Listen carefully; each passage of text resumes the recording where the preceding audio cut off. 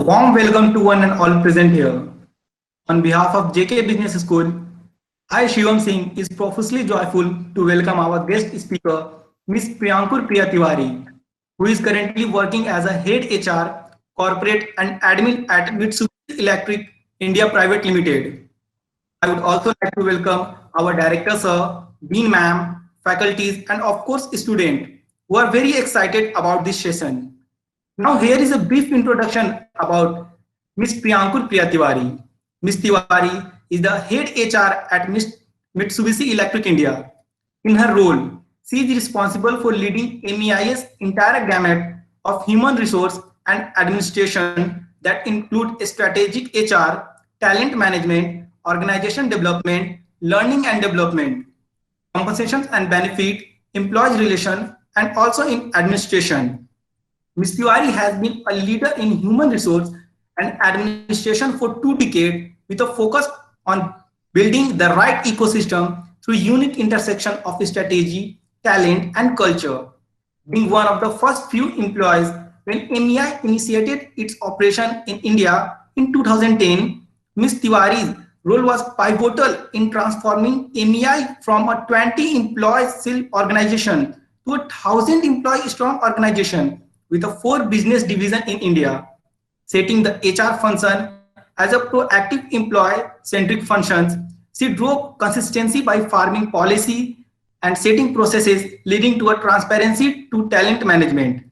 As a transformational leader with operational excellence, she played a critical role M&As that include successful acquisition of Mason System Private Limited by MEI in 2012. Previously, Ms. Tiwari has a diversified experience in manufacturing and auto ancillary segment where she held position leading human resources and talent management. A strong advocate to continuous learning and resilient in enhancing her knowledge, she has completed a course on strategic performance management from XLRI to better support for organizational strategy. She is also a certified DISC professional with a sharp focus on leadership development. She is a certified coach held by the prestigious International Coaching Federation. With this brief introduction, I would like to request Madam Tiwari to share her experiences and give this gathering some information on the topic role of HR in diversity, inclusions and belonging. Please, ma'am. I'll also clap. Thank you for such an elaborate introduction from Shivam. Actually, something Thank you, I ma'am. something I forgotten, which he reminded me. So Clap for taking 22 1000 yeah, and yeah, yeah, more than 10 years with Mitsubishi. yeah. Hats More off. than 10 years. Yeah. So first, thank you to JK Business School for inviting me, giving this a platform to interact with all the new generation, new leaders, new professionals of the future, and thank you for giving this opportunity to sharing my experience to all of you. Maybe I don't know, maybe I'll share some theories to you and some my own experience and what we are doing in Mitsubishi. I'm going to share with you all. You're open to ask whatever you feel so regarding this topic or some other topics, whatever you feel. And I should not forget to thank Mr. Shivakanti because he was like pushing me up for this guest lecture, I think from past 2 3 years. And finally today we are here and we are meeting, like of course it's online. Maybe after Corona we'll get an opportunity to meet face to face. So thank you At for least, all of this. at Yeah. least COVID has given this opportunity to bring on board and interact with the students. Yes, yes, yes. So thank you everyone and welcome to all the students. Okay. I hope this will be a learning journey for you. You will learn or you will understand something, and if you have any query, please let me know. So Shivam has given the background, the brief introduction of mine. Although it's not brief, it was elaborate. But I'll tell you the very summarize my journey in Mitsubishi Electric India. So Mitsubishi Electric India. Now forward, I'm going to call it as MEI, which we call in Mitsubishi for Mitsubishi Electric short term MEI. So in MEI, I'll tell you, I joined in 2009. Okay, so that was it was a complete journey, for the Mitsubishi. That time it was just a regional office. 2010, it converted into sales office. So my role was converting the regional office to a sales office, then expanding the sales office. That we were having only 2 offices. I'll tell you, in Gurgaon, I was the fourth employee. But now we are completely more than 1,000 employees all across India. Why I have taken this topic about diversity, inclusion, engagement? Because in Mitsubishi, we are practicing it. And if you say this concept is new, actually, it was not very, south, I tell 5 years back, but actually we were doing this diversity. In Mitsubishi, being a Japanese company, but in India, if you say we have the 22 locations all across India where our sales offices are operational. We have 3 manufacturing units, one in Pune, one in Bangalore, and one in Bangalore we have 2, and one in Pune. So we have 3 manufacturing units. This is how the Mitsubishi is working. And the business unit, we have the factory automation products, we have the living environment products. When we talk about the living environment, it's more about the AC, commercial ACs. Then we have the, this metro, the metro. Our factory in Vidadi, they provide all the control equipments for the metro. So that's what we do, complete engineering products in Vidadi. And similarly in Pina, the Bangalore Pina, we have the manufacturing units. They are working into CNC controllers. They manufacture CNC controllers. So purely an engineering company by nature, the Mitsubishi is. And where I am working in a HR and admin department, we are taking care of all gamut of work. While you call it HR and admin, this is all under me here. So this is just a brief background of the organization itself. So today my topic is, I'll just share the slides.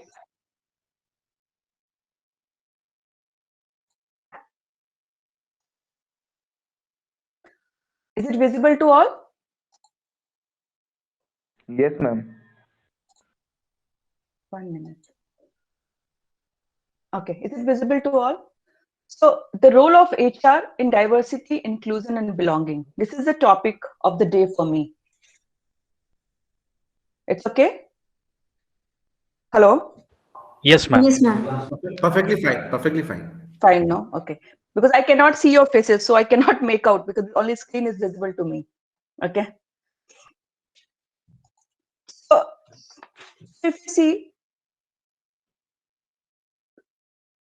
today I'm going to cover the contents, why diversity matters, what is all about, then pillars of inclusions, drivers of DNI. DNI is diversion and inclusion, building culture of appreciation and inclusion at work, inclusive leadership, and DNI in pandemic, how it is. So I just want to share some findings, actually, maybe some research, like some school studies or some researchers, they say why diversity matters. They say diversity leads to 66% more innovation in the practices, in the operations. Diversity led by the inclusive leaders, that is, it leads to 45% more likely to report market share growth.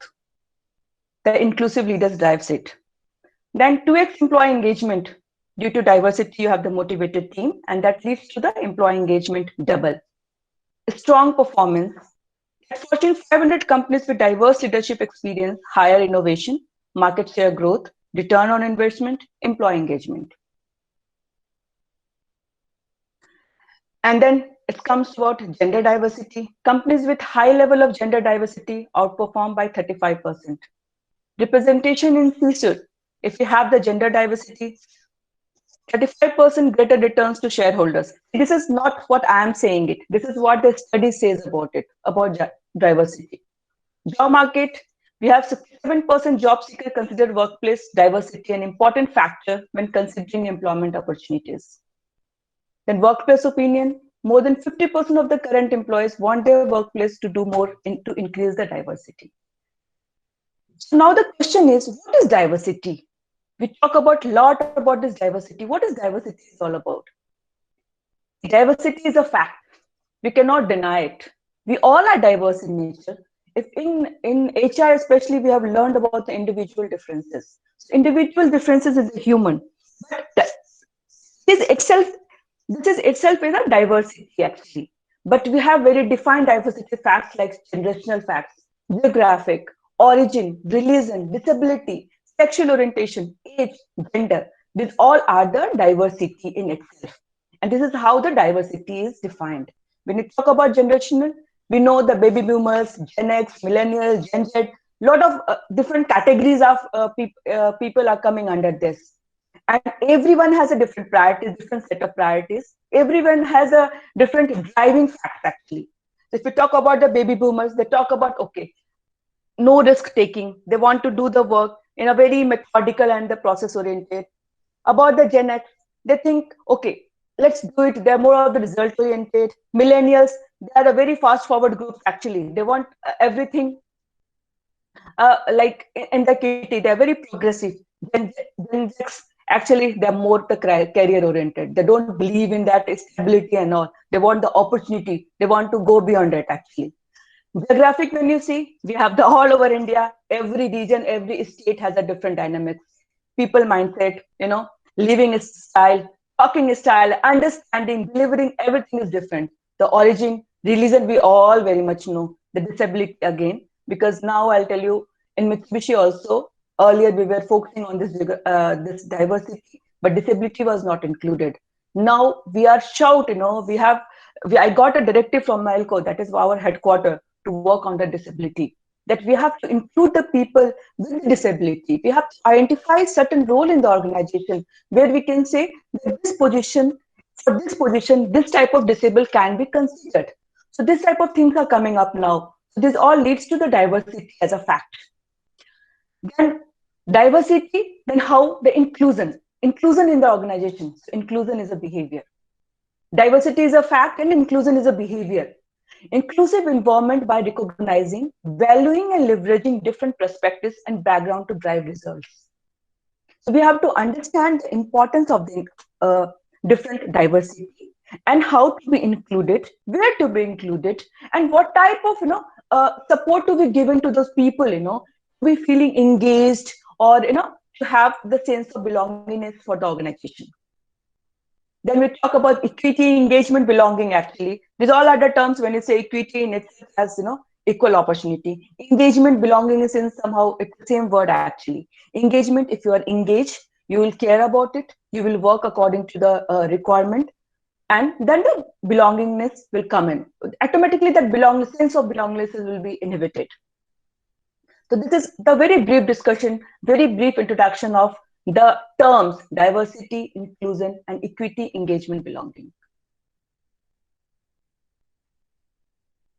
So what are the pillars of inclusion actually? How we can include the diversity in the organization? I'm talking about the organization only.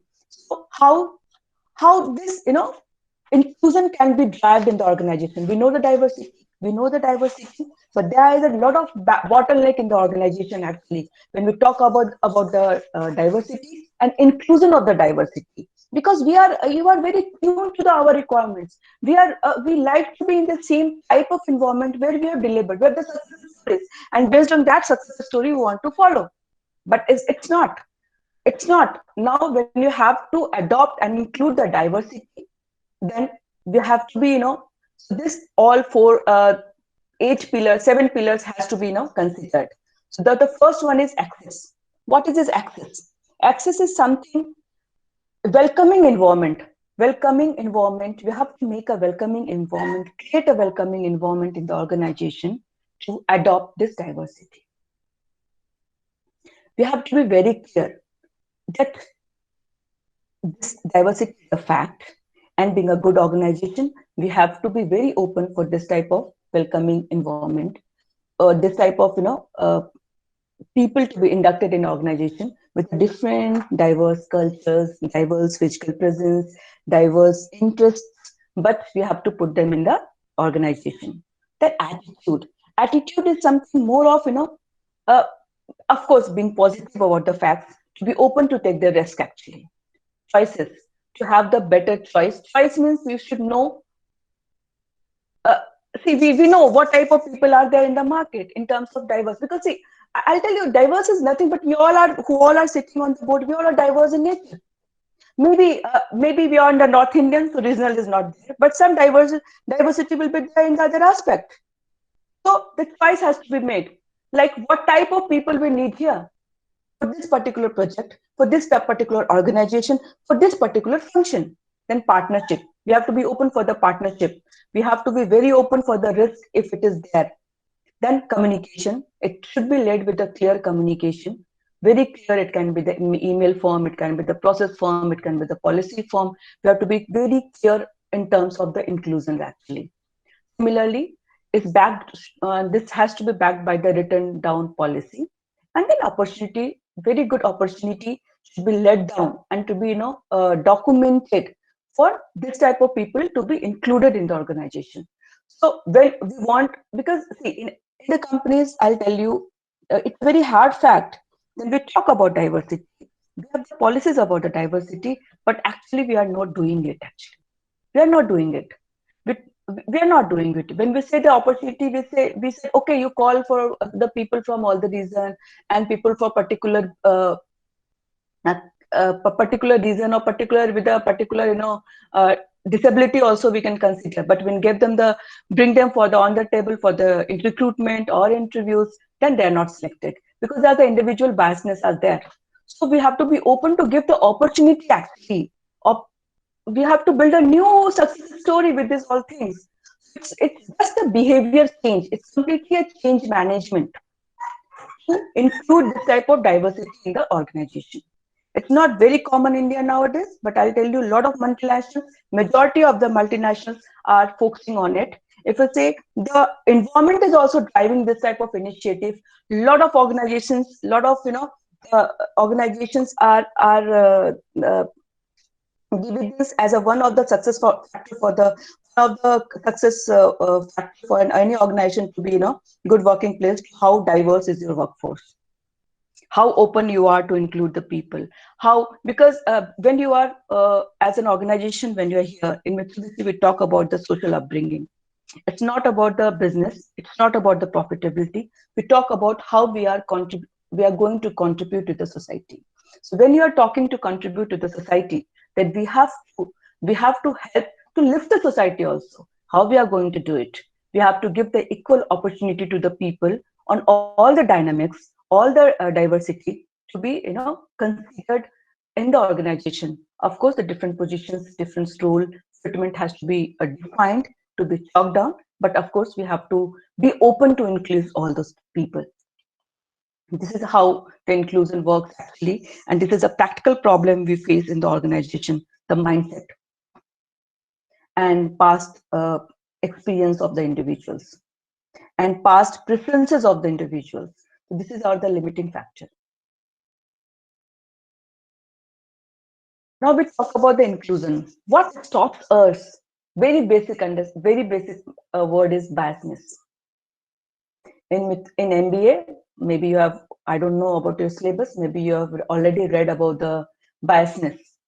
So typically, there are two types of biasness. Biasness that is unconscious bias, and the bias.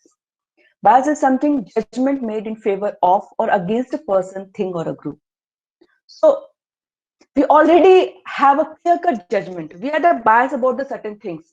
Yeah, the people from Odisha is like this only. People from Bihar are like this only. People from South are this only. So this type of biasness is already there in our thought. Okay, female cannot, gender diversity. In particular job, they say, okay, females are not, no, I don't want to hire any female because they cannot stretch the long hours. They are very emotional. This type of things comes to us actually. They are the two examples of the biasness. Oh, sales, I don't want the people like this. He's very slow guy when I'm talking to him. He's from that region where people are, like in the west, east region, the things starts from 10 o'clock in the morning. They're not very fast. For the West, the different culture is there. For the Mumbai people, they are very, methodical. So this types of biasness is already there, positive, negative, anything actually. So when we go, it's typically a behavior of a person actually. It's biasness is nothing but a typical behavior of a person. Based on that, the person takes a decision. Any perception. So you must have read about the Horn effect, halo effect. This all works here in terms of biasness. Unconscious bias, a judgment made without being aware that we are doing so. We don't know, but so automatically we go in that biasness comes under, like in our decisions actually. based on my past working style, my past experiences. So this is the basic and fundamental challenge and limiting factor that is a biasness in terms of inclusion of the diversity in any organization. And both the biasness influence how we engage with others on daily basis. Both impact our organization and the organizational culture. Basically, if you see, this all should, it's very hard to forget and change our behavior. But of course, we have to be open to learn and unlearn. Unlearn the past traits and learn the new concepts which is coming up. To build a new success story, this is very much important. Sometimes the unconscious bias is nothing but the outer appearance, shock and awe factor. A manager may have a highly negative halo effect about an employee, which swamps any positive attributes the employee may have. Your recent experience, that also makes you the bias about certain thing or certain people or certain circumstances or certain project actually. This is how it happens.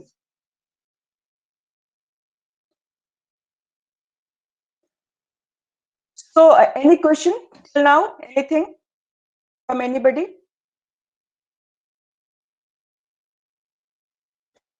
Hello. Usually we keep the questions at the end so that the speakers are not intervened and disturbed, so that the flow is not like hampered. I hope it's okay with you. Yeah, it's okay with me. Please. Yeah. So I'm go ahead with the drivers of DNI. What is the drivers in an organization? Now, typically, I'll talk about the how in organization DNI works actually. Who are the drivers of DNI?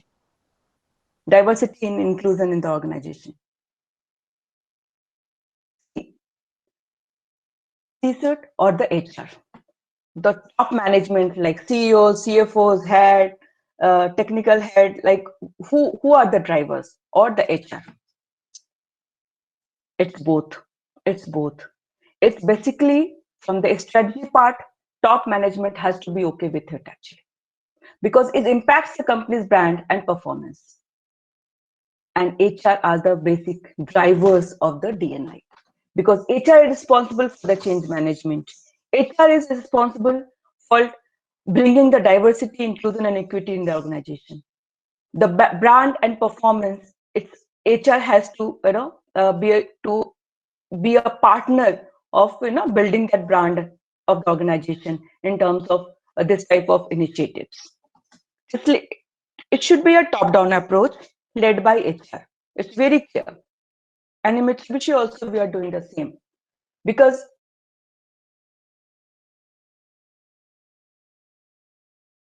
any initiative in all the strategy, then we have to build a structure and the systems. When we talk about anything, any initiative in HR or any initiative in any of the function of the organization, there are three fundamental dimensions we follow. The first is strategy, then a structure, and then you have to build a system around it actually. If we talk about the strategy, what we want, what will be the ROI, what is the requirement. So that's a completely broadly we have to define. Then we have to create a system around it. We have to create a system around it, how it is going to work. And then this functional department takes it forward from there. So role of HR. So as we know, what is role of HR is more on the people management and development of the organization. Very basic is employee development of the manpower. So role of HR in DNI is basically building a culture of appreciation and inclusion at work, developing organizational practices and norms in shaping an equitable culture, reaching out to diverse talent, promoting equal representation at all levels, creating an inclusive environment. This is the role of HR, because without appreciation, sometimes it's go hand to hand actually, appreciation and performance. Anything we have to have the very good reward and recognition policy in the organization, the policy and defined guidelines about the inclusion and the practices. And and how the people are following up. This is also a very much, under the HR, the control points. And we have to, like HR has a bigger role in making this equal representation at all levels about the diversity. We have to promote in each and every area. HR has to check out the plans. HR has to strategize the departmental function actually, and then then we have to define what type of inclusion can be done, which type of diversity can be included in those functions actually, functions and projects to get the better results. Sometimes what happens in some departments, I'll tell you, in like some departments, there are a lot of all the male dominated departments, and they talk, a lot of shouting happens, a lot of language is also very especially salespeople, they use very sometimes very abusive language to their team members and all. So always we say, let's employ 1 or 2 females in that team, then the language will be controlled, and then they will go with the very sophisticated way. So this is how we manage the diversity in one way. It's very common tool actually, which we do in functions where we hear a lot of this type of mismanagement.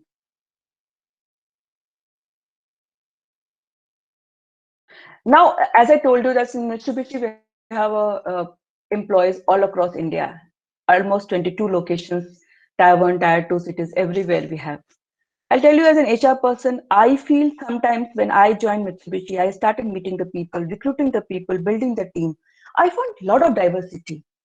You meet the people from the Mumbai, from the west side. You meet the people from the east side or the north region like Delhi and nearby area like UP, Delhi, Haryana, and all. There's totally different culture, totally different way of interacting, and they present themselves. That's very different.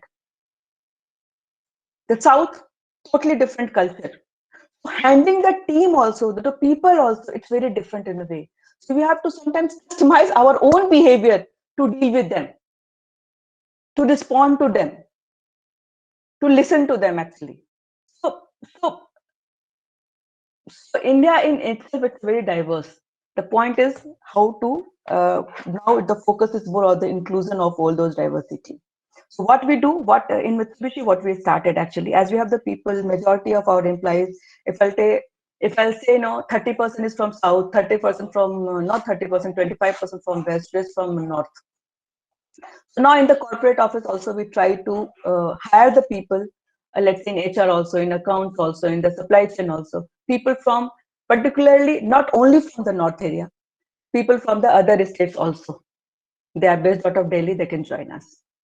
So in that way, we give them the edge. It's not like it's only there. This branch is led by all the branch North Indians. So don't listen to us. They don't understand what it is. In North India, it happens like this. So this type of things, which to avoid those type of mindset. Actually, we tried including the people from the different regions and with the different diversity like age mix, gender mix, then region mix. So this type of things we started slowly, not at a very high pace. Actually, I'll not say that we are at a very comfortable situation currently, but yeah, we are started thinking in that. At least we started practicing these things. Then recruitment and selection, there's a very important role which HR plays, and here there's a starting point of the inclusion. We talk about diversity, but how we will include them in the organization? Unless until we are not recruit, we are not take them on the board. So the job sourcing, then interviewing process also, because as I said, it's a top-down approach. Let's say HR is pushing the people to take the look. You have to hire for this particular position this type of manpower. Let's say from this X region with the X age group with the X experience. But if the person who's the hiring manager is not open to take the person, or it is not open to hire the employee from that particular diversity, he has his own bias on that, then how the HR is going to help? Then HR should make the very specific recruitment policies, like a STAR method. There's a very STAR method recruitment. It's more focused on, STAR is basically about the situation, about the task, about the action, about the result. With this, they are a very good interviewing process also. I think you people must will be reading in your HR subject the different methods of recruitment. So very widely known method is STAR method, and we in Mitsubishi we really practice these all things because sometimes it helps HR. I tell you how.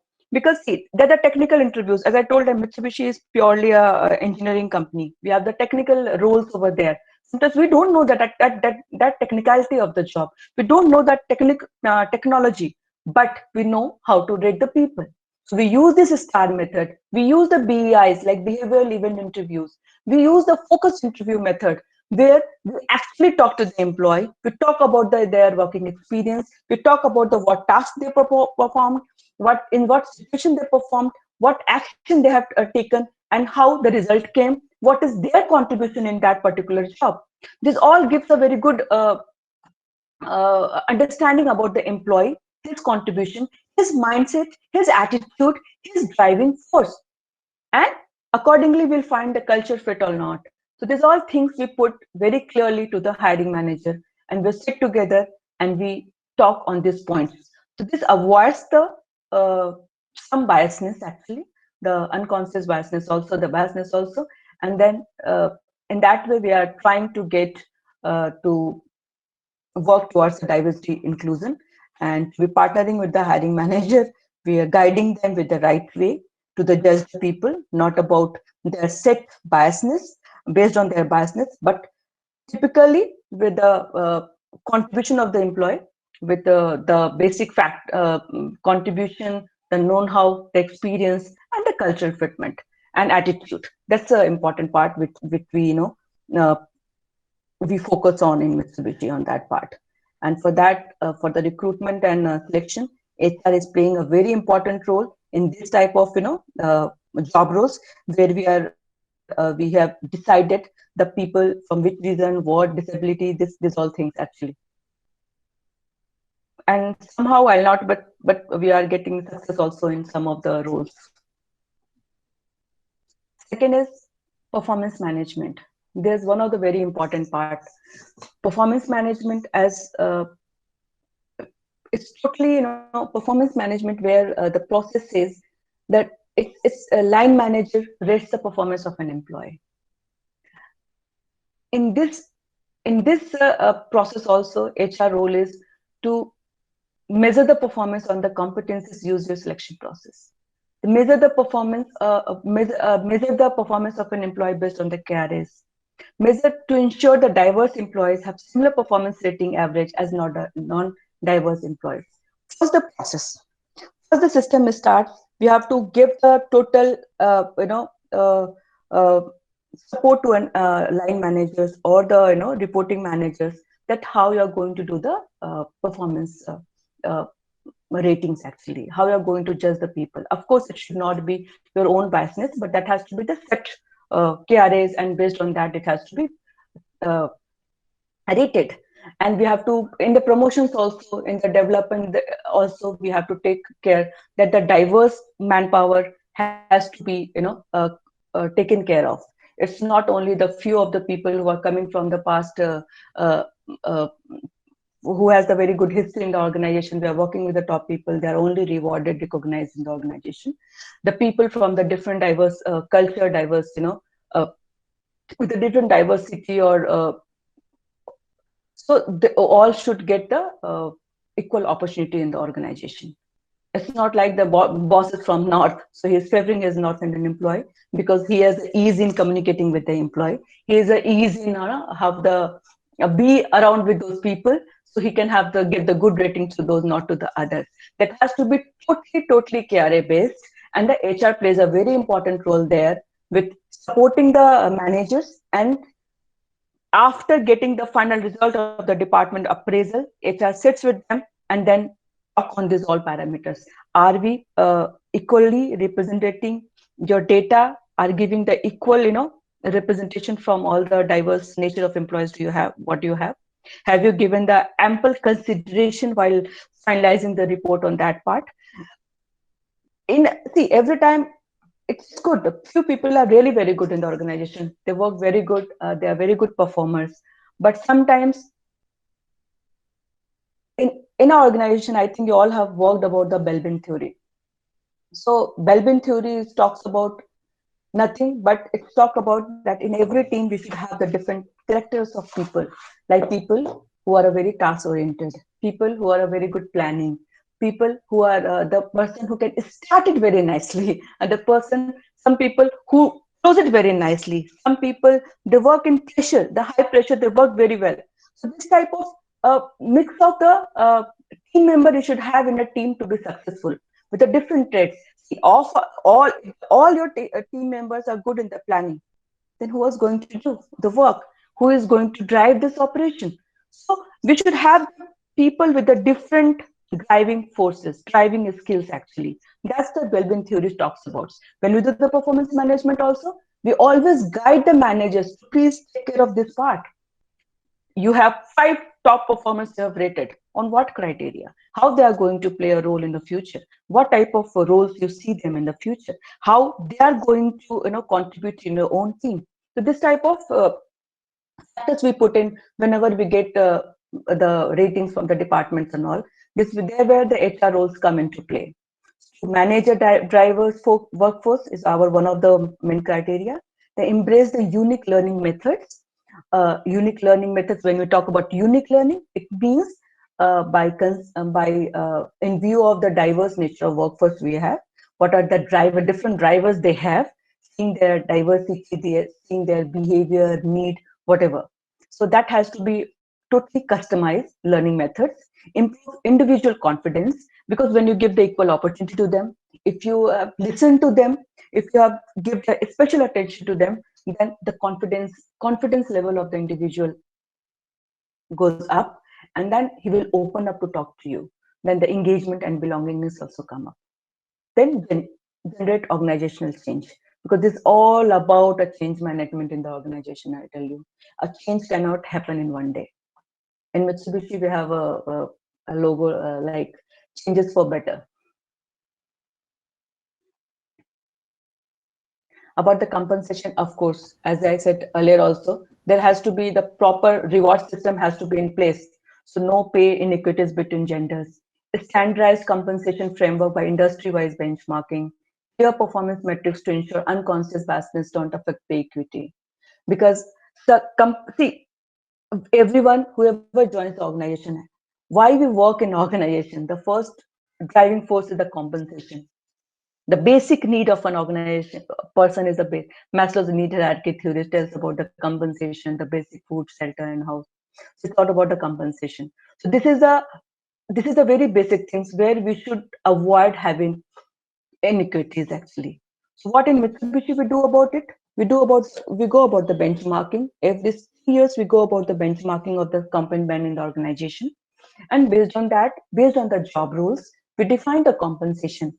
And that's we try to pay irrespective of the diversity actually. And that's where the HR plays a very important role.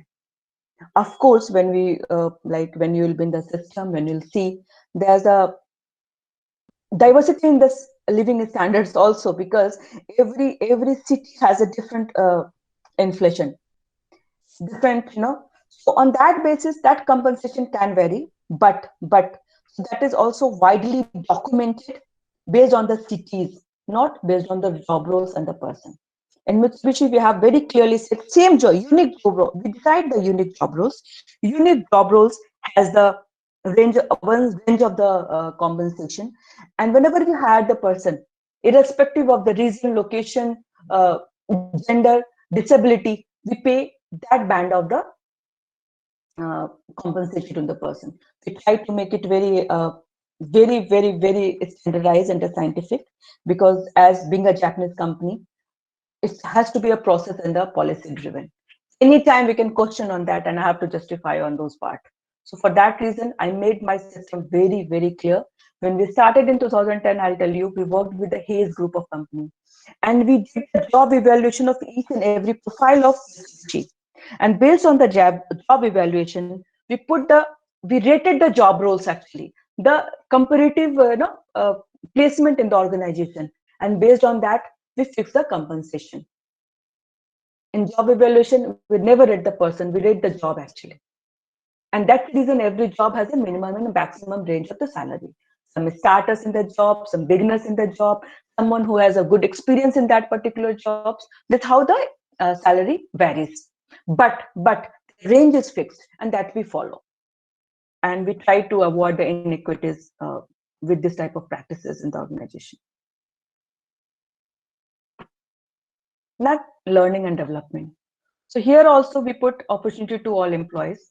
Customized development plan, as I told you. Customized when we say, let's say we have the people from the south, we have the people from the north, we have the employees from factory, we have the employee from the sales office.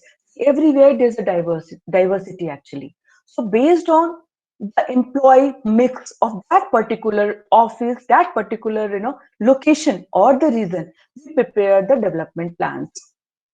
This particular language also, sometimes very theoretical, sometimes the classroom, sometimes the OBT, like you are taking them out and then we are doing the trainings. So diversity in terms of the operational level employees, middle level employees, top level employees. So everybody, we have to have the different set of trainings we design and to be delivered with those competent people actually.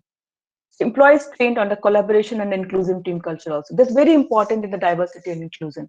When now I think we are, as I told you, 2 to 3 years back, we got the not three, I think 2015, I got the directive from our headquarters that diversity we have to include in our recruitment process.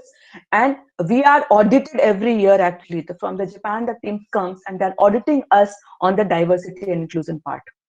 So for that, we developed a very good training program on collaboration and inclusive team culture.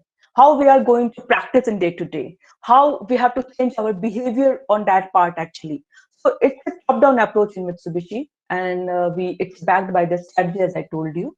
The system we created, like giving the first, educating our people, what is diversity is all about, how it works in your system. Although we all are practicing in day to day, but we don't know the particular word about it, the execution about it. When we talk about the diversity, you say, I have a team member from this reason, that reason, if you give and with this cultural background, with this organization, you will get it.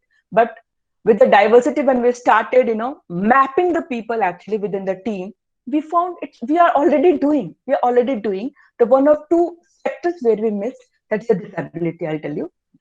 We have now, that time, 5 years back, we had only nil employees from the disabilities segment. But now we are very open on that.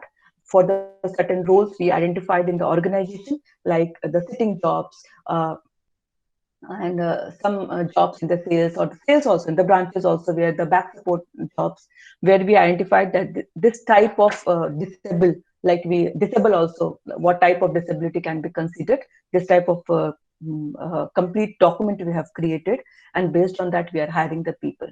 And for that, because again I'll tell you, it has to be a top-down approach. Reporting managers has to be open on that, because unless until that person will not accept that person in the team with this disability, equal opportunity in terms of learning, in terms of development, in terms of reward will not be given to the employee.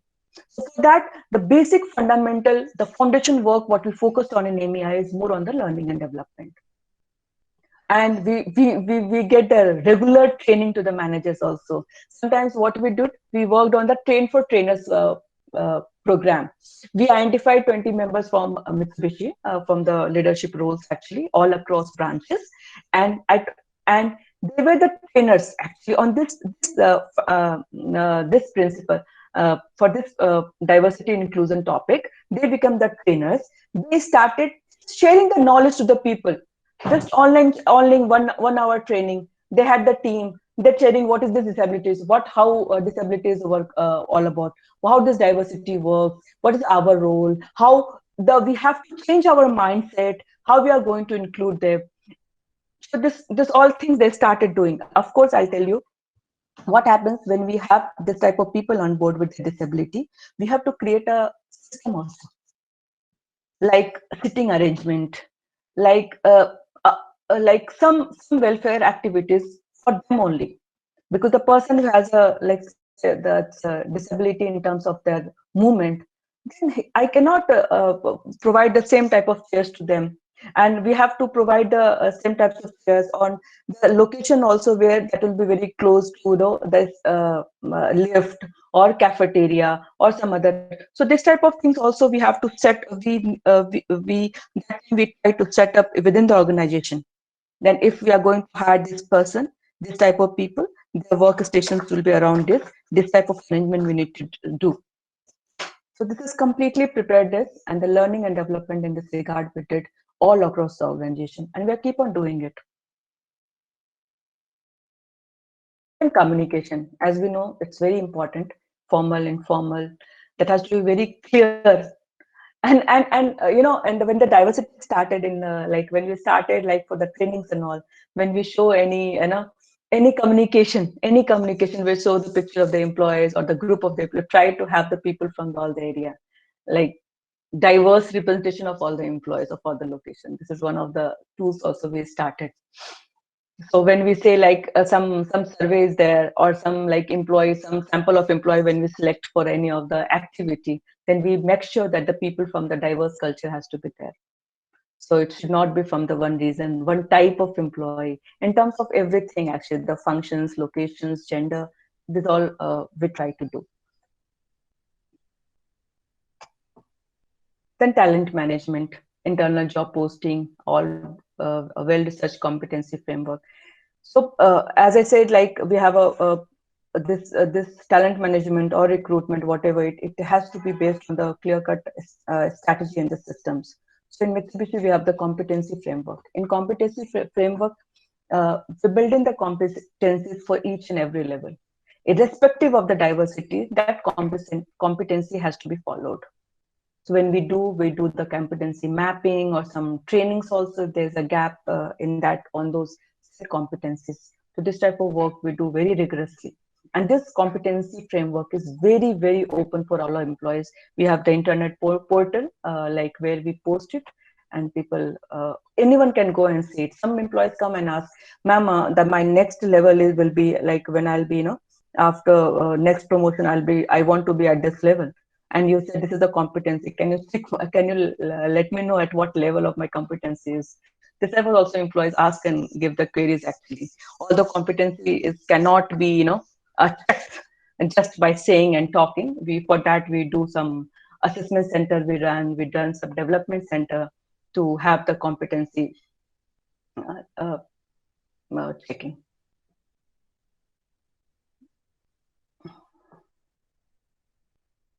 Engagement and employee service. We are doing everything, but how will we know whether we are doing right or not?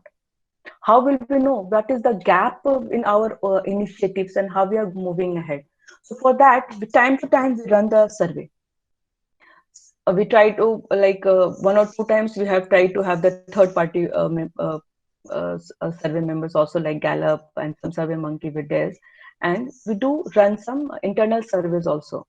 It's one of the control mechanisms to check where are we. Do employees feel included, are treated equally, have equal appreciation is given. So these all are the basic 3 ROIs we try to get from through those, or to be measured through our service. And based on that, we build our next action plan.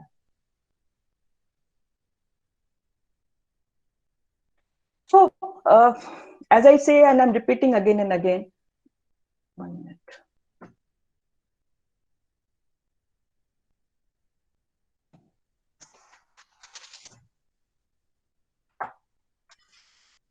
When we talk, as I was saying, and I'm repeating again and again about the inclusion in leadership. What is this all about, the inclusion in leadership? Because it's a top-down approach. It has to be driven by the top management. It has. Hello.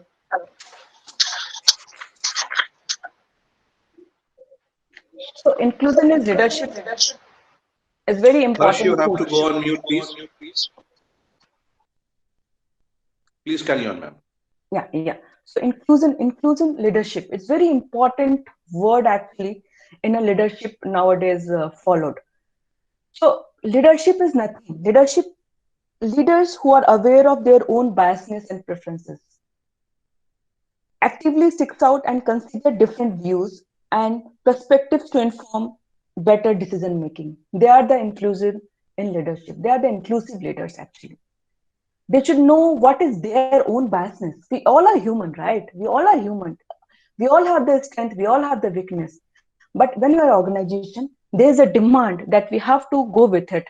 Then you have to know, we have to be self-aware about our own strength and weaknesses. We should know where to capitalize and what to minimize. For that, one needs to be listen. Before leading, we should know the people, what type of people we are in the team, what are the varied ideas they have, what is their strength, what is their weakness. We should know about it actually before leading them. We cannot say everyone to have the same kind of test, to have a same type of communication style. We can have it. The leaders also should customize their approach while dealing with a particular employee.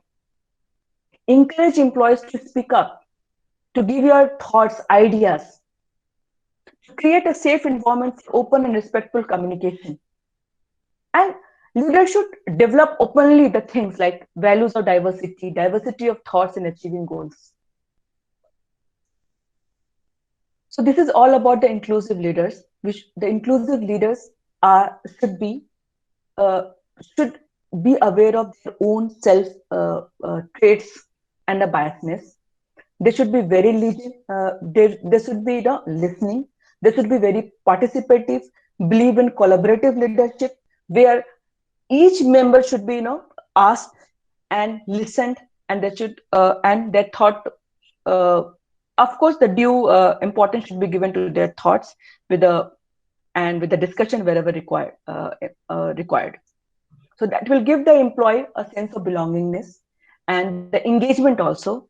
Let's say if someone has given an idea and that is taken forward, then employees feel so motivated, irrespective of the rewards or the compensation or whatever it is. But that value will come to his thoughts, that employee will be engaged more, belongingness will increase. And of course, when we'll have the diverse culture of the employees sitting in one group on one meeting, what happens? The diverse thoughts comes up, diverse ideas comes up, and of course, we get to know that with this initiative, how others will take it up, because everyone will have a different interpretation of it. This is my own experience actually, because when I prepare a policy, I prepare with my own thought. I send it to my different HR members of the different location and say, give me your thoughts on this particular policy. When the ideas and that their understandings comes to me, sometimes it's very eye-opening. I never thought that people can think on that direction also. So this always gives a better result when we consult to the people of the different varied background. If you see, the inclusive leadership is nothing about this all 6 C's: commitment, courage, awareness of biasness, curiosity, culturally intelligent, collaborative. So when you say the commitment about the organization, commitment about the basic commitment is about the responsibilities given from the top management to the people, that you have to cultivate a diverse nature of culture in the organization.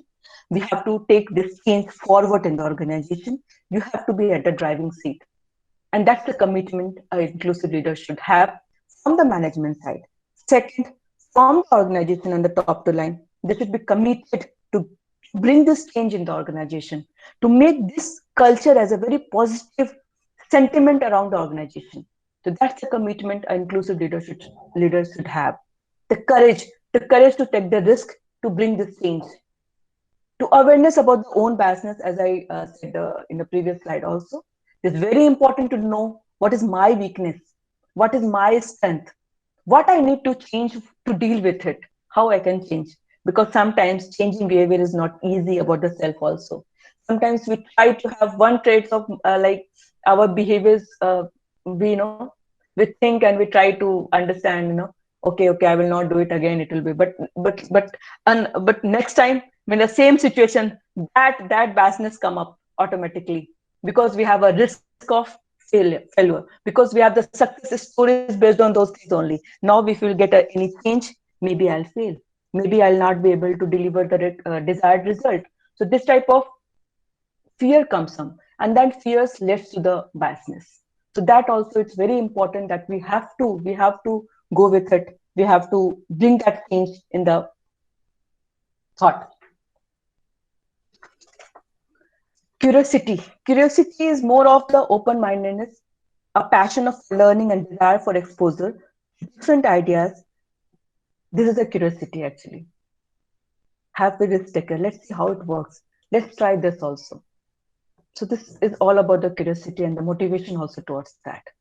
Then the person should be culturally intelligent. When I talk about the culturally intelligent, should know about the basic. We should know about the basic traits of the people around us.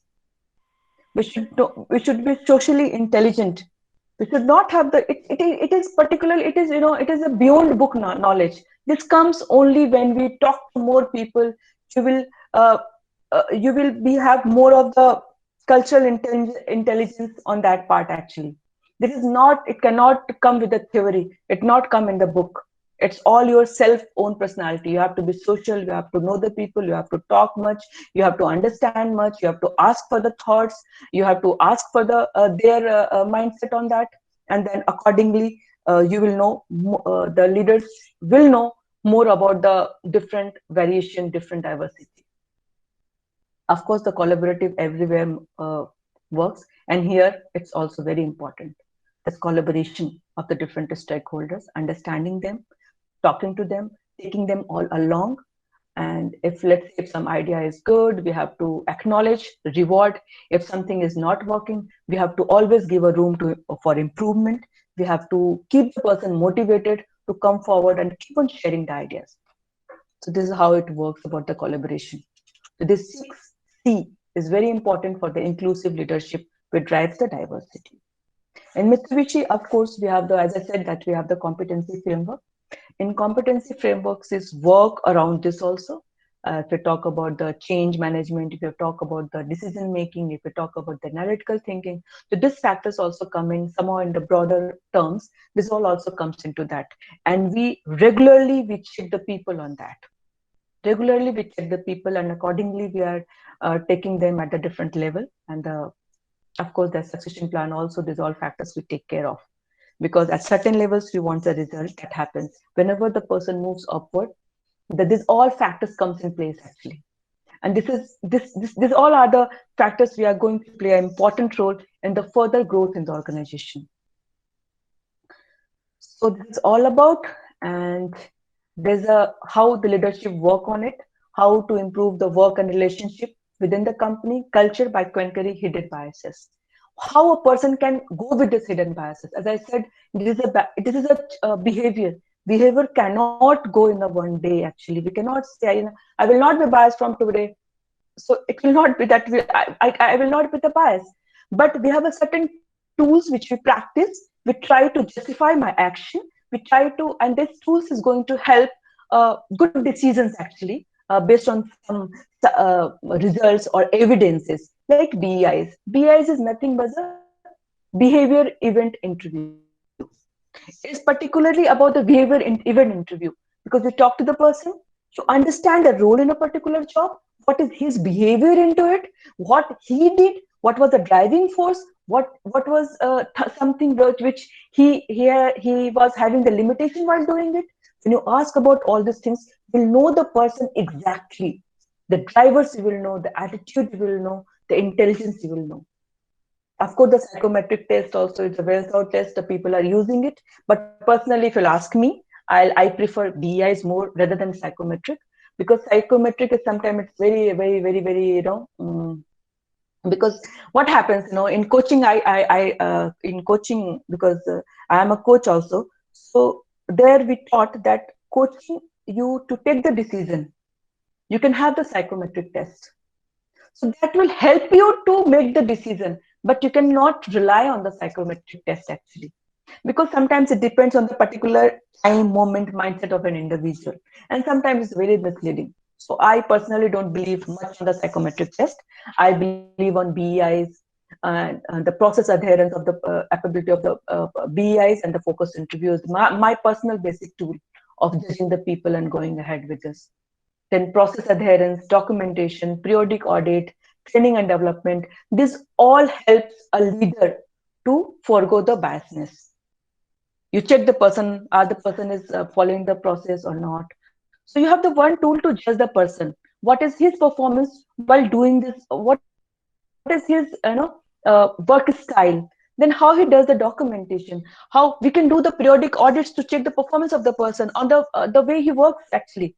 Then particular training and development opportunity which is given to him. What how he's performing in that. So this all gives you the help a leader to forego with the biasness. There's a very scientific tool, I'll tell you, because in human you cannot have 1 + 1 is always true. But you can have certain tools to judge the people, and these are the tools actually. Based on that, you can judge the employees, judge the people around you. So now this pandemic, I'll come to this pandemic. This pandemic has given a very important, one more different angle of the diversity actually. The employees was working from home, employees were in the office actually. They're physically present in the office. There's one of the diversity actually. I'll tell you the few of the managers, very old school thoughts actually. They want their people in front of them, talking to them day in for everything they can call and they can discuss and do. But the people who are working online, this is not possible. For that, you have to fix up the meeting, you have to have the phone call where you are not seeing the person in front of you. So a lot of things, this is one of the diversity which come in, and this also leading a lot of biasness in the organization. So we are working very hard on it, because after this pandemic, because in Mitsubishi, we are not having this work from home culture currently. But now with the pandemic, we started it, and now I think it will go. Not now it will be the one of the inclusion in our working style, the work from home or the flexi timings. As you know, Japanese are very, very, very punctual, and then they don't believe in this flexible working hours is concept. But now in our organization also, we are very open up. We are going ahead. But now, what I felt, I'm going to face a problem, because my managers are in a habit of seeing their people in front of them. The employees who all are working from home, I have as an HR, I feel that they may lose in some way. So now the appraisal time is also coming up. The review time is also there. So we are also training and educating our managers. So how to deal with this type of diversity of in the employee. That's two, basically working from home and working physically present in the office.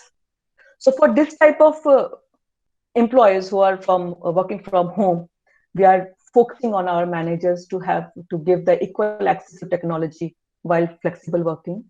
Show gratitude and compassion. Encourage participation in the virtual meeting with the video on. Acknowledge and empathize. Set clear and achievable expectation and spotlight share goal. Regular check-in with employees who were especially effective.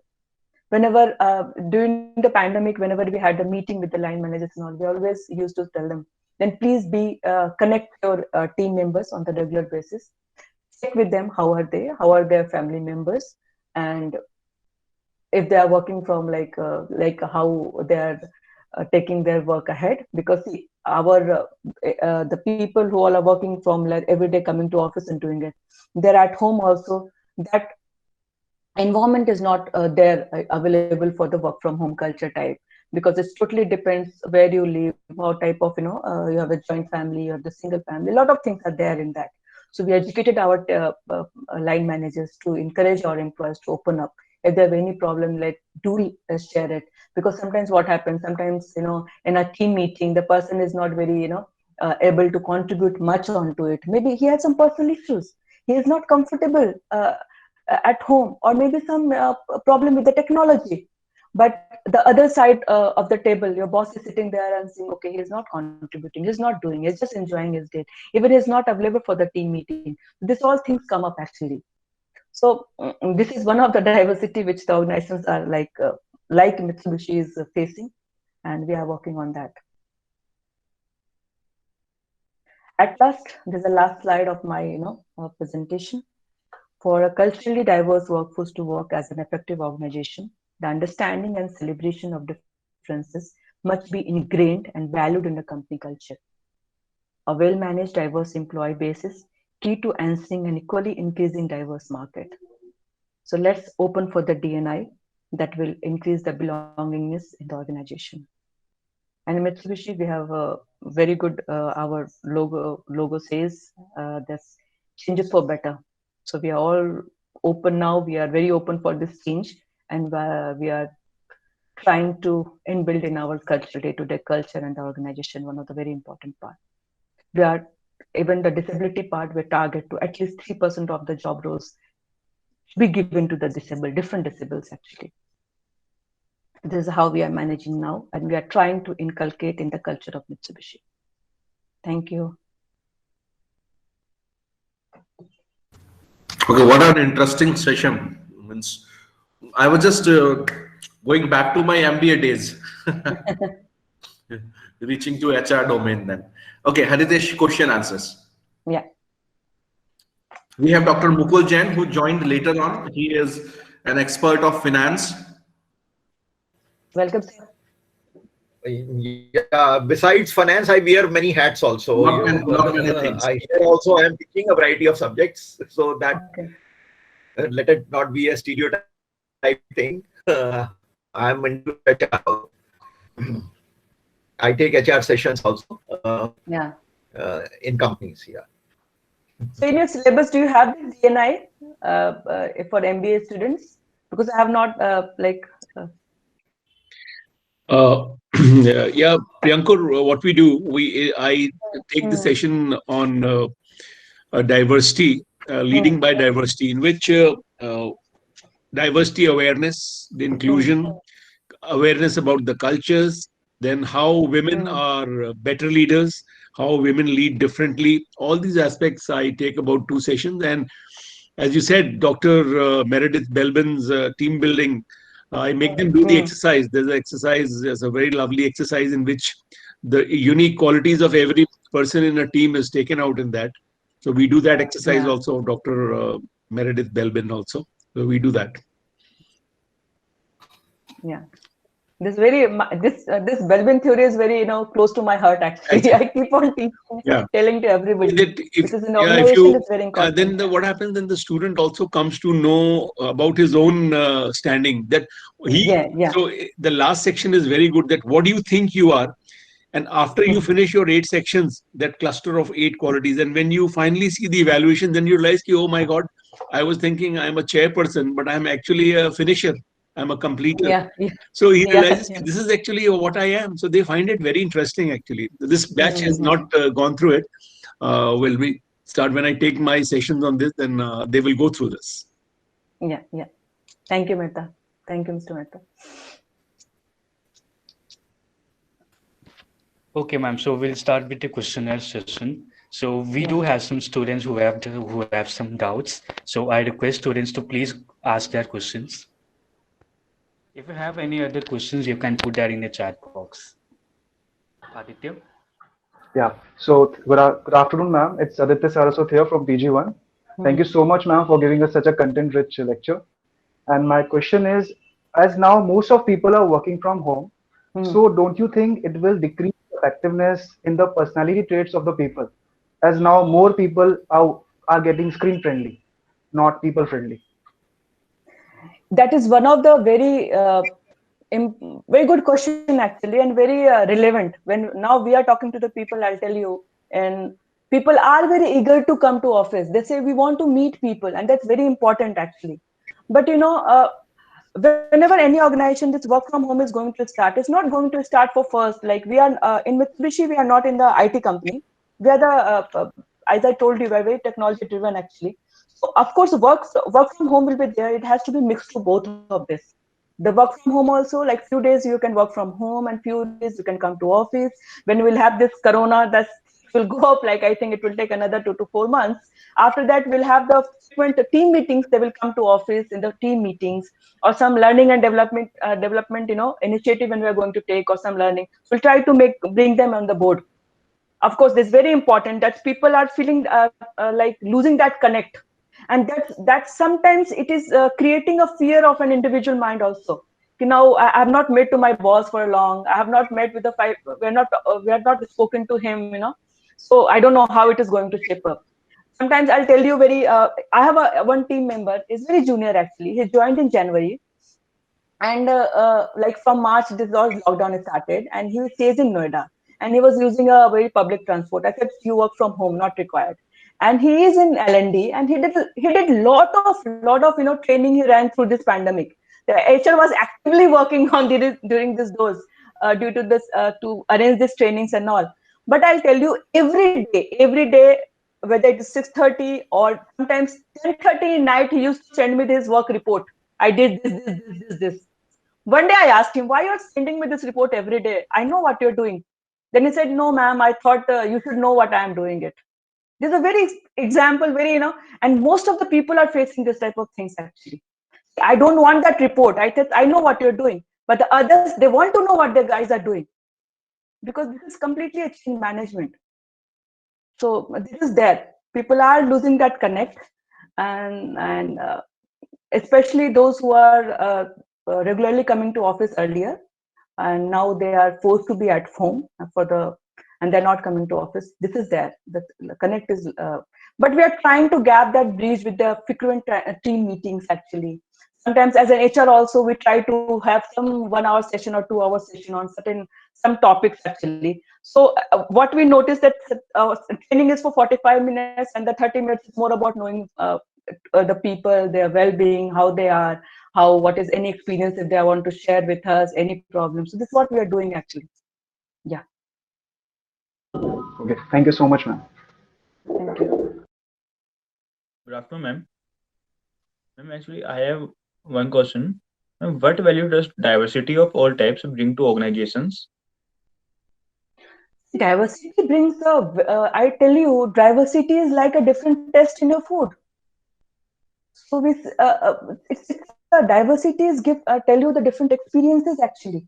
Now the company is all about the global companies, and we are the multi-locational companies. Okay, so when you have the different sector of the people, different segments of the society, so different thoughts will come up, different thought process will be there, different because the cultures give the different cultures give you different values.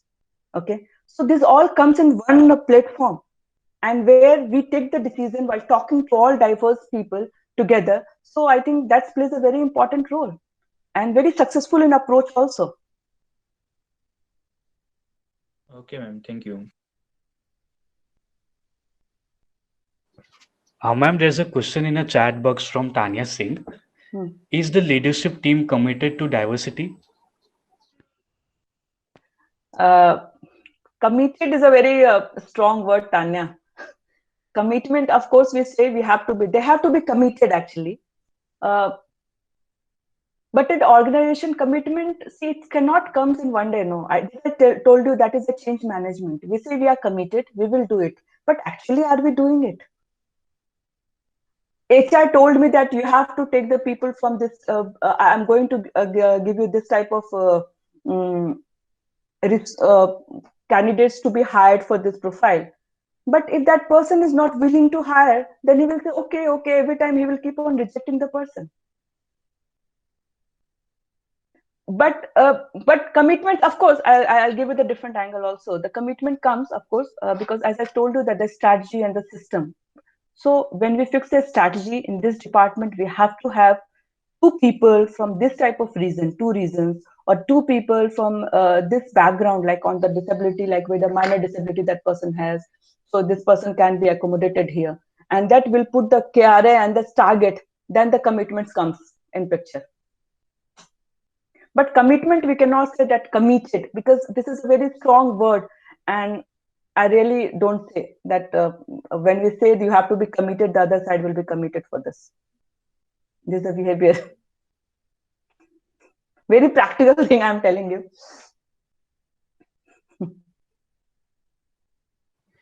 Okay, ma'am. So there's another question from our senior, Srishti Moria. She's from PG2. She has 2 questions. So I'll go by one. Her first question is, okay. Okay. Our first question is, how did you encourage your employees during this whole lockdown as everything was shut?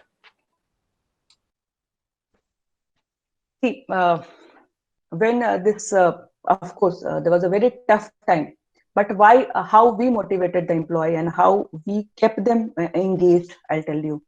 See, from the management side also, our management, the Japanese management from Melco also, they were very communicative on part of health and safety of the employees. They were sending frequent mailers to us saying the health and safety and the well-being of the employees are our first importance, right?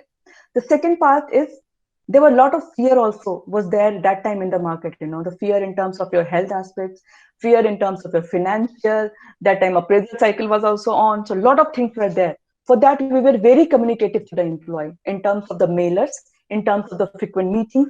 We were sharing with them that this is a problem which company is facing. This is what the countermeasure we are taking. This is with this countermeasure, what is our objective to be met. So this is how we are very frequently we were communicating to the employees, mails and frequent meetings with the department heads and all. Tell them about the strategy, how Mitsubishi is going to handle this pandemic, and what is the pandemic has an impact on the Mitsubishi. There's a very important part. And from the employee side, I'll tell you, to make them engaged, we ran a lot many trainings from the behavioral and from the technical, because we had a lot of product. So our product managers, they keep on giving the trainings to all their people.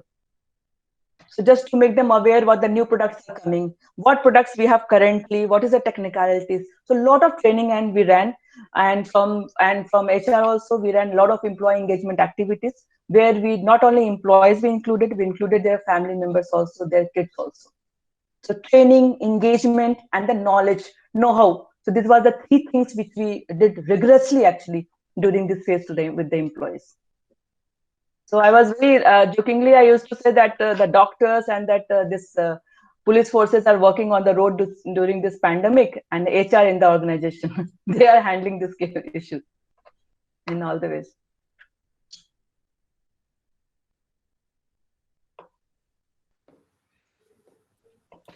Okay, ma'am. So there's a last question now, last question from the same person.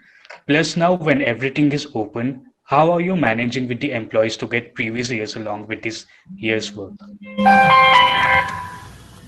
See, the organization works is not at all pending, I'll tell you. Everyone was moving actually. Everything was moving. So from work from home also people were doing it. See, if let's say if the sales will not happen, then no work there, no further back office staff also the sales. So that month is over now. The pending things are the things which that has to be done physically, like some documentation, some thing. So that is now people are doing it. But still we have not 100% we are working physically. So very selective employees are coming to office currently also. And I'll tell you, this is a very good blessing in disguise for the organization. Now we felt that we can manage remotely also. So we can have this type of mixed culture to work from home. So this is not at all problematic. That can be done with when you have the good leaders, good managers who knows their team, knows their strengths and weaknesses, and guide them to get the work done. I think it's not at all a problem. Time has come when we have.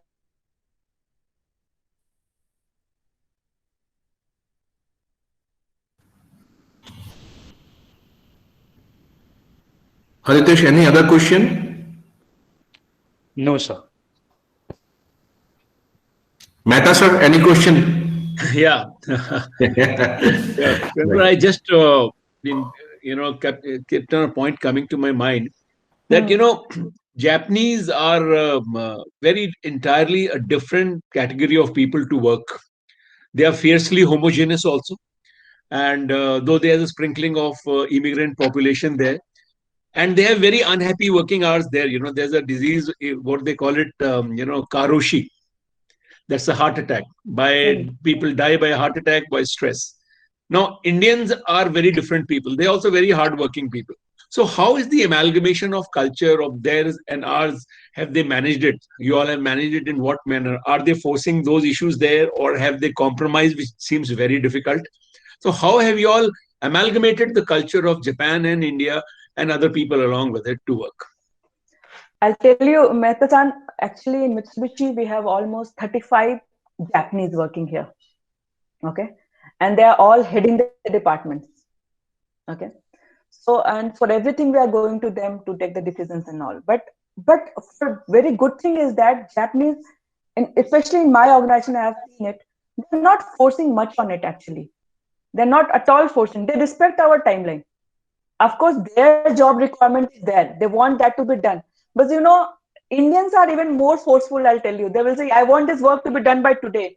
But they will take but they will take the time. Okay, they always give the timeline of 6 days, 7 days, I'll tell you. Even I have a boss, I can give to my subordinates, I want it by tomorrow. But my boss tell me that I want it in a week's time. This is how they work. But of course, they are very methodical. Where we face the problem, I'll tell you, they are very policy driven. The work alcoholic is not the problem with me in a Mitsubishi.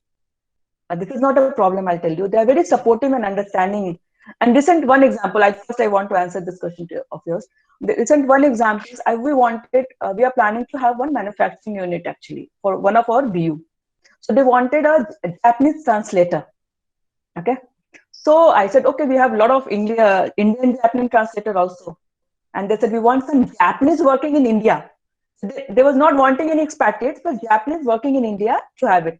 I said, why you want to have Japanese actually for the translation work? Why not the Indian who knows the Japanese? A lot of resources are available. They said, no, because the Japanese people work hard. They'll work for a long time and they will not complain. But the Indian will complain. Okay. So we started searching the resources, and what they found, because what is my approach is, I will show you by example. Okay. So I gave him all sort of people. So of course, the other problem with the Japanese resources was something else. They talk about the overtime. What is my other perks? A lot of things like hardship allowance. Those things started coming in the picture. I said, it's not a problem. Even Indians can also work harder. You please give the opportunity. And now this person is working with them as Indian Japanese translator, and they are quite happy.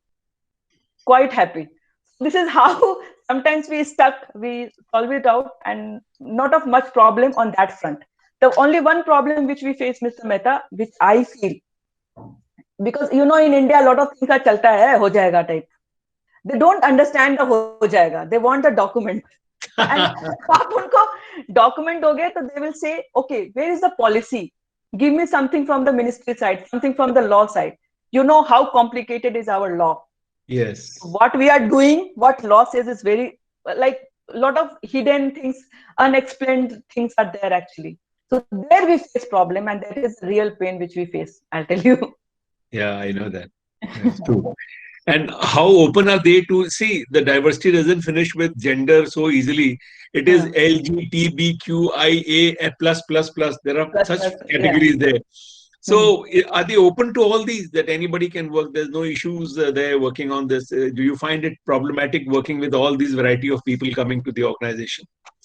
Actually, see, there are not much diversity in the organization currently. If we talk about only gender, and now disability has come into picture, some reasons I see.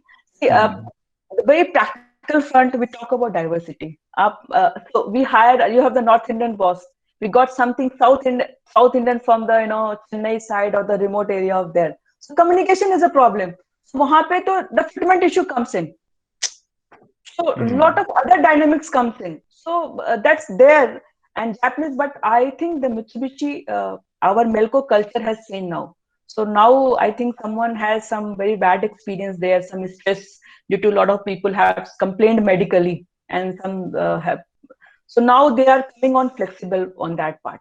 They are pushing the diversity all along, because every year I get audited on diversity front, I'll tell you. Yeah. So seriously they are taking it. Now I'll say I am committed to the diversity because the audit is on. Okay. Thank you. Yeah. Ma'am, I have got one question. Yeah. Am I audible? Yeah. In some organizations, we have seen, with the leadership, there is a problem of halo effect, or either there will be a devil horns effect. What kind of training intervention you would do, or what kind of HR intervention you would do to, avoid such kind of halo effect and devil's horn effect in the organization or in a department? See, this is inevitable actually, but yes, we keep on educating them on this part.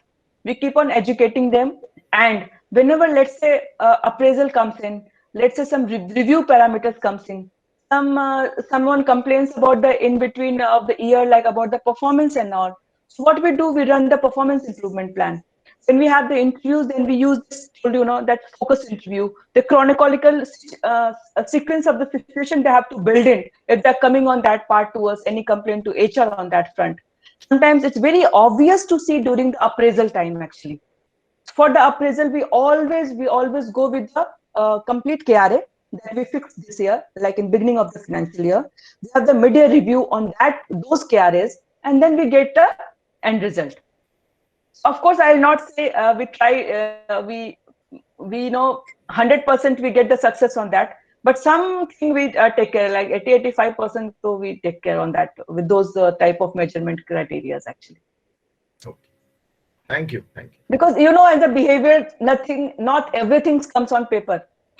Something unsaid and done also. So this is the human challenges which we have in individual behavior.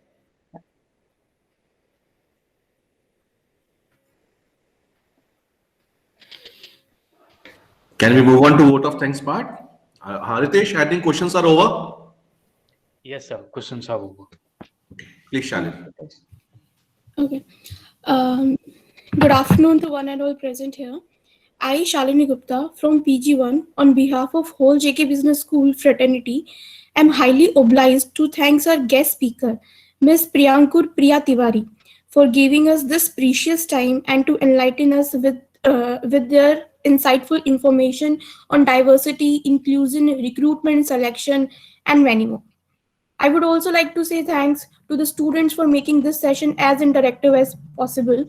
Surely everyone had a great learning experience from the wonderful session and deeper understanding about the concept. We are very grateful for the efforts you took to share your thoughts and experience with us. We would love to meet you again, ma'am, in our JKBS campus. Also, on behalf of JKBS, I would like to thank our CRC department for organizing such a prolific session for us. Thank you so much, ma'am, and have a nice day and a great weekend. Thank you, ma'am. Thank you, everyone. So thanks to Dr. Mehta and Dr. Jain as well for making this session interactive. And thanks to you, like taking out your time after such a rigorous follow-up of couple of years. Finally, this day has been. Thank you.